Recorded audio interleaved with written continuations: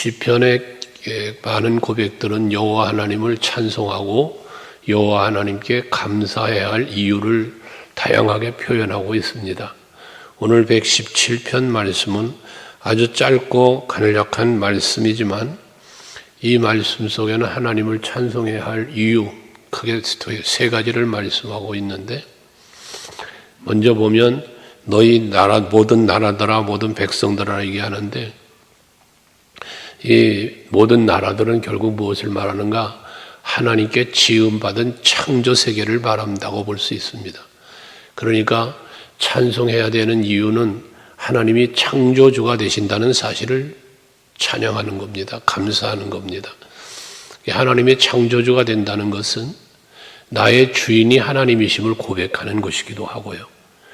그래서 천지 만물을 지으실 때 특별히 우리는 인간이잖아요. 우리 인간을 지으실 때 하나님이 어떻게 지으셨습니까? 다른 만물들과는 다르게, 다른 모든 만물들은 있으라 말씀하신이 있었습니다. 말씀으로만 모든 만물을 만드셨어요. 그러나 인간은 하나님 손으로 친히 빚으셔서 만드셨고, 또 그 코에 생기를 불어넣어 인간을 만드셨어요. 특별히 하나님의 형상을 따라 만드셨다라고 말씀도 하죠. 그래서 우리 인간을 일컬어 만물의 영장이다라는 표현하는 이유가 거기에 있습니다. 이렇게 창조하신 하나님께서는 에덴 동산에서 아담과 하와를 그리고 모든 만물을 창조하신 것으로 끝나는 것이 아니라 이후로도 지속적인 창조 사역과 같은 일을 하십니다. 그것이 곧 우리가 살아가는 데 있어서 필요한 모든 것들을 때를 따라 도우시는 은혜를 베푸시면서 모든 것을 잊게 하시고 또한 할 수 있게 해주시는 하나님의 은혜를 말합니다. 그래서 창조는 항상 따라오는 말이 섭리라는 말을 합니다.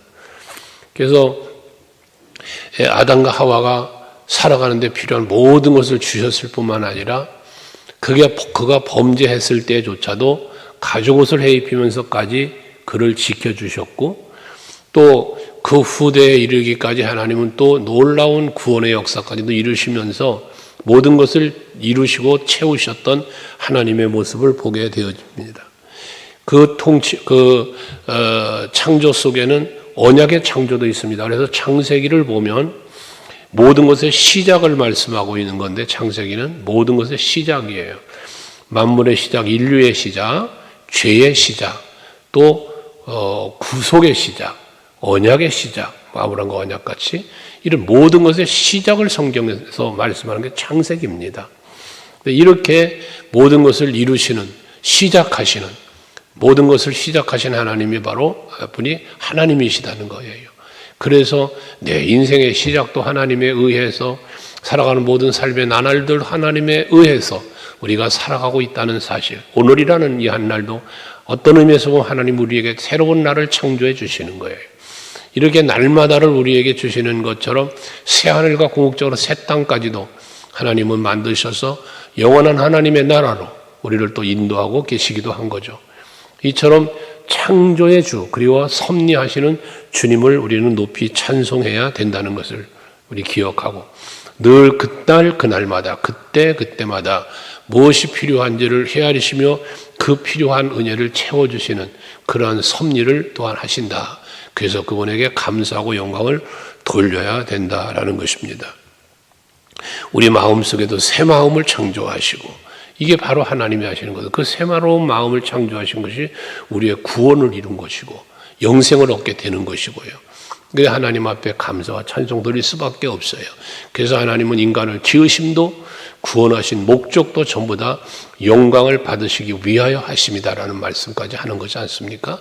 내가 하나님 앞에 지음을 받았다, 구원을 받았다, 날마다의 삶은 하나님의 은혜와 섭리 안에 내가 산다라는 이 기억과 그 은혜의 감사는 하는 여러분들이 되시기를 바랍니다. 뿐만 아니라 모든 백성들을 말하고 있는데, 여기 백성이라는 것은 통치자가 있는 겁니다. 다스리는 자가 있다는 거죠. 그런데 거기 보면 너희 모든 백성들아 그를 찬송하라 하는 그는 누구냐? 바로 여호와 하나님이잖아요. 하나님은 우리의 창조주일 뿐만 아니라 우리의 왕이시고 우리의 통치자가 되시는 분이시라는 겁니다. 그래서 하나님 말씀하죠. 너희는 내 백성이다. 나는 너희의 하나님이다 라고 말씀을 해요. 그래서 하나님과 우리와의 관계적인 말씀을 항상 하시는데 그 관계를 말하는 겁니다. 하나님이 만드신 피조물들로서 하나님의 창조주 하나님을 찬송해야 되는 것처럼 하나님의 다스림과 통치 안에 있는 백성으로서 또한 하나님을 찬송해야 된다는 것입니다. 하나님은 우리를 다스린다라고 하는 이 통치자의 의미 속에는 하나님의 권세만 있는 것이 아니라 하나님이 우리를 지키시고 보호하심의 의미도 함께 들어가 있다는 거예요. 하나님이 나의 왕이시다는 고백을 할 때는 그 왕 앞에 내가 굴복한다라고 하는 하나님 앞에 낮아짐도 있지만 하나님이 왕이 되시기 때문에 나를 보호하시고 나를 다스리고 통치하시기 때문에 나는 안전한 나라, 안전한 백성, 평안과 자유 더불어 누릴 수 있게 되어진다는 것이죠. 하나님이 나의 왕이 되어 나를 다스리기 때문에 대적들부터도 지켜주시고 모든 삶의 환경에서 이김을 주시는 하나님을 고백 많이 하지 않습니까? 다윗은 하나님이 나의 힘이 되고 왕이 되시기 때문에 그는 두려움도 없었잖아요. 늘 이기는 자의 삶을 살지 않았습니까?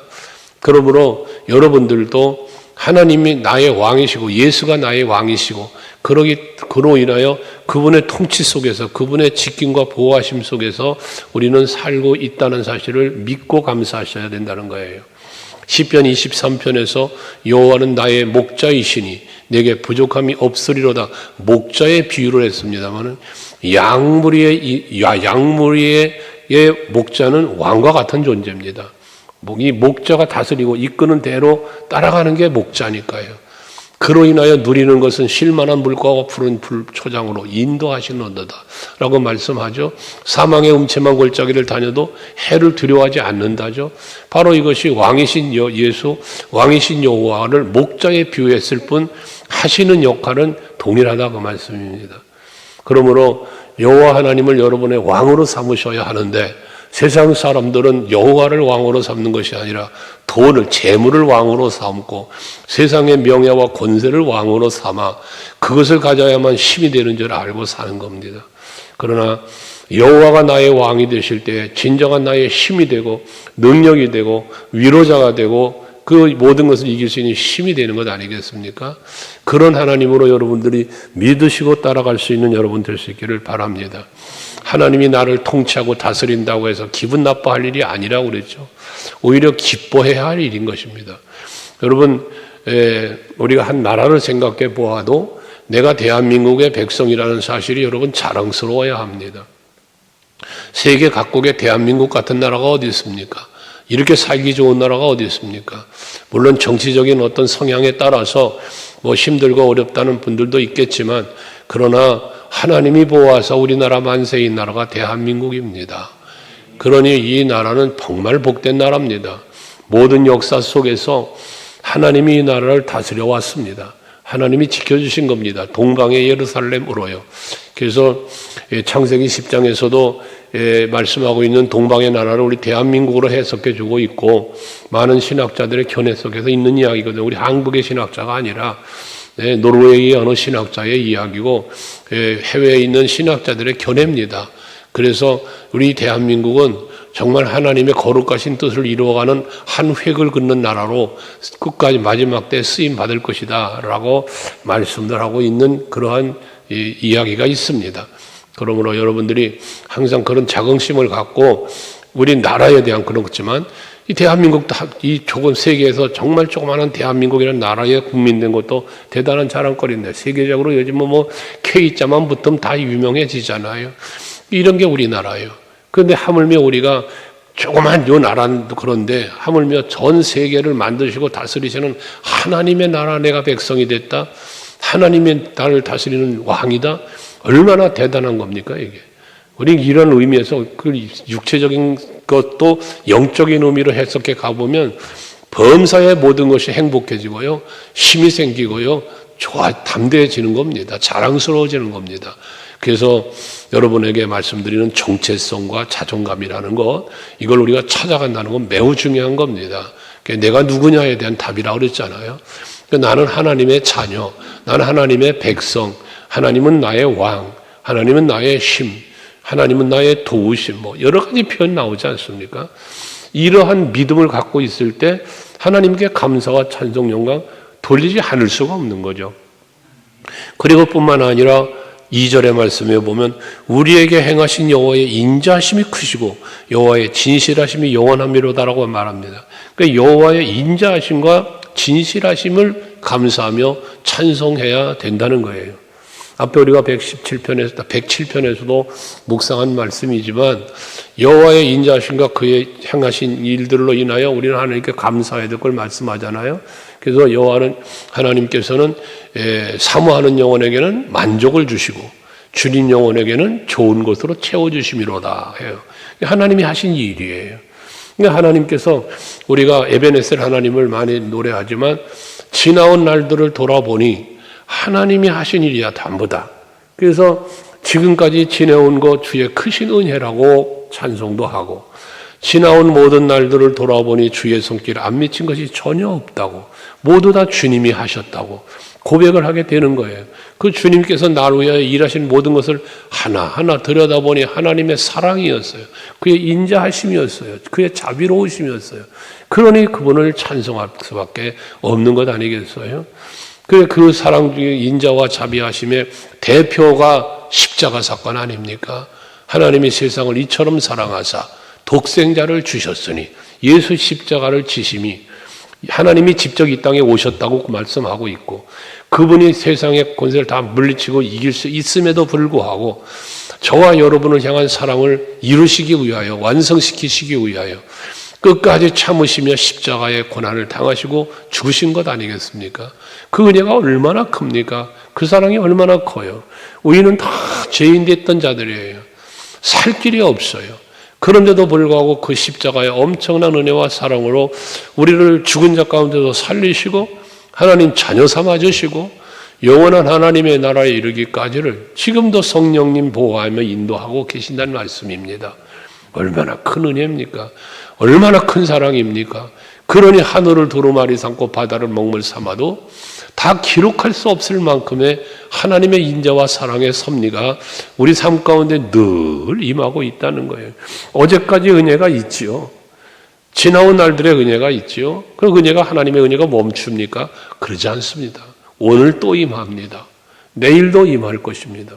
이렇게 영원하신 하나님의 은혜와 사랑을 우리는 받고 있기에 우리가 하나님을 찬양하는 찬송의 감사가 영원하다는 거예요. 영원하다. 여호와의 인자하심도 영원하고 진실하심도 영원합니다. 그러니 우리의 찬송도 영원해야 된다는 것이고 우리의 찬송은 범사여야 된다는 겁니다. 이걸 하나님은 우리에게 요구하고 계신다고 성경은 말하지 않습니까? 항상 기뻐해라. 쉬지 말고 기도해라. 범사에 감사해라. 이는 그리스도 예수 안에서 너희를 향한 하나님의 뜻이다. 까지 말씀하시잖아요. 그러니 우리는 하나님 앞에 감사할 이유는 없어서 하라는 게 아닙니다. 여러분들이 하나님께 감사와 찬송, 영광 돌리지를 못한다? 그럴 만한 일이 없어서 감사, 찬송, 영광 못 돌리느냐? 아니요. 없어서가 아니라 기억하지 못해서 기억하지 못하기 때문에 그러는 거예요. 잊어버림에 대한 이야기를 많이 하잖아요. 사울 왕도 잊어버린 거예요. 여러분 야곱도 잊어버린 사람 중에 하나예요. 그런 이유는 잊어버리기 때문에 감사하고 감사하지 못하고 잊어버리기 때문에 그 뜻을 따라 살지 못하는 거거든요. 은혜를 잊지 못하면 은혜를 잊지 않으면 어떻게 하나님 앞에서 교만할 수 있으며 어떻게 하나님의 뜻을 벗어날 수 있습니까? 그분이 나를 살리신 분인데 어느 선교사님의 이야기 여러분에게 간혹 드렸잖아요. 노예 시대 때는 주인이 죽이면 죽는 거란 말이에요. 근데 주인이 노예가 마음에 안 든다고 칼을 던져 죽이려고 하는 거를 선교사님이 손으로 그 칼을 막아 살려줬다는 거 아닙니까? 그 주인의 입장에서는 자기 종을 죽이려고 했던 게 다른 선교사님의 손을 다치겠으니 얼마나 그 당황스러웠겠어요? 그 어떤 값을 지불할까 물으니 저 사람 나에게 달라고 그랬다는 거 아닙니까? 노예, 죽이려는 노예 달라고 그 값을 지불한다니 이 사람은 얼마나 다행이요. 주었다는 것 아니에요. 배에서 내려 이 노예가 나는 당신 거다고 따라오려고 할 때 아니다. 당신 자유인이 됐다니까 마음대로 가거라 라고 했을 때 그 노예는 갈 곳도 없고 살 길도 막막하니 당신 집에 가서 노예로 종으로 살게 해달라. 그게 데려갔다는 거 아닙니까? 그 집에서 노예로 종으로 이렇게 살지만 자유를 주어서 살게 했는데 간혹 그 종이 이제 선교사님 마음을 아프게 할 때도 있지 않았겠어요? 그러면 선교사님은 아무 말 없이 그 손의 흉터만 보여줬다는 거예요. 그러면 이 사람은 자기 생명 살려주신 선교사님의 은혜를 기억해서 말없이 또 충성하면서 살았다는 그런 일화가 있습니다. 여러분, 우리는 예수님의 십자가에 못 박히신 그 못 박히신 손자국을 우리는 바라봐야 됩니다. 생각해야 됩니다. 그래서 그 찬송 중에 그렇죠. 그 손 못 자국 뭐라고 그러냐? 뭐라고 그러냐? 그 찬송가 중에 그런 그 손 만져라. 그 손 못 자국 만져라. 그런 찬송가 있잖아요. 그 뭔 얘기입니까? 그 손 못 자국을 만져라는 얘기는 힘든 일이 있을 때, 어려운 일을 당할 때 그 손 못 자국 만져라. 왜? 그 십자가의 사랑이, 그 십자가의 못 자국이 나를 살리신 거고, 나에게 힘이 되어 주신 거고, 나의 위로가 되어 주신 것이니까. 위로가 필요할 때, 힘들고 지칠 때 그 십자가의 못 자국을 잡으라고 그런 찬양의 고백이 있지 않습니까? 여러분, 오늘도 살아가시면서 예수님의 십자가에 못 박히는 십자가의 손길, 그 손길 붙잡고 오늘도 살아보십시오. 행복해질 겁니다. 힘든 일 만나도 걱정이 없어요. 여러분, 슬픈 일 만나도 걱정 없는 거예요. 그분께서 나 위해 피 흘려 죽으심으로 그분이 죽으신 목적에 대해 분명히 말씀했잖아요. 그가 채찍에 맞음으로, 그가 찔림으로, 그가 상함으로 우리는 나음도 입었고 평안도 누리며 우리는 그로 인하여 즐겁고 행복한 삶을 살 수 있게 되었다는 것 아닙니까? 예수님의 십자가에 달리신 목적이 거기 있단 말이에요. 우리에게 힘 주시고 위로 주시고 평안 주시고 자유를 주시기 위하여. 그러니 그 은혜를 우리는 누리는 자가 되어야 한다. 그러면 하나님을 찬송할 수 있게 되어진다는 겁니다. 그래서 정리하면 하나님은 창조주 하나님이시며 섭리하시는 하나님이다. 우리는 그 하나님에 의해서 지음을 받았고 또한 섭리 가운데 살면서 오늘을 우리는 살고 있다. 그 소소한 섭리 가운데는 아까 말한 대한민국 국민으로 태어난 것도 하나님의 창조 섭리 속에 있는 거고 오늘 우리가 이런 자유와 평안을 누리고 살 수 있는 것도 하나님의 창조와 섭리 속에 있다는 것이고요. 특별히 그런 가운데서 이렇게 구원받은 성도로서 하나님의 은혜를 누리면서 이렇게 감사하며 예배하며 살 수 있다는 것도 마찬가지고요. 그러면서 하나님의 다스림과 통치 안에서 살면서 여러 가지 자비와 긍휼과 사랑을 입으며 살고 있다는 이 사실, 이건 잊어서도 안 되는 일이요, 다른 사랑은 받아보지도 못한 사랑을 우리는 받았다는 이 사실 앞에 감사하며 감격하면서 살아갈 수 있는 여러분 모두가 되시기를 주의 이름으로 축복합니다. 예수님 덕분에 행복한 우리들이 되어야 하는 겁니다. 거기에 감사와 찬송 영원토록 이어지는 겁니다. 한순간만이 아닙니다. 좋을 때만이 아닙니다. 슬프고 괴로울 때도 그분의 도우심의 은혜, 지난 날을 생각하고 지금과 내일을 바라보면서 믿음과 소망 안에, 사랑 안에서 참된 평안과 행복을 찾고 감사와 영광 돌리는 여러분 될 수 있기를 바랍니다. 기도하시겠습니다.